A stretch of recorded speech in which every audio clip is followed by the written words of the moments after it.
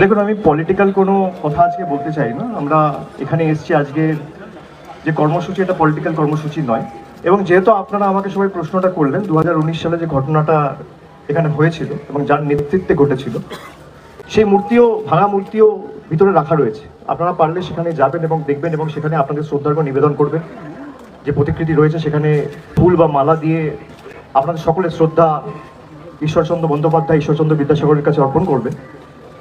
কিন্তু আমরা যেভাবে বিদ্যাসাগরের কথা ছোটবেলা থেকে পড়েছি বা গুরুজনদের কাছে শুনেছি, তিনি যেভাবে আপসীন লড়াই করেছিলেন এবং নবজাগরণের অগ্রদূত, যিনি বর্ণপরিচয়ের স্রষ্টা, যিনি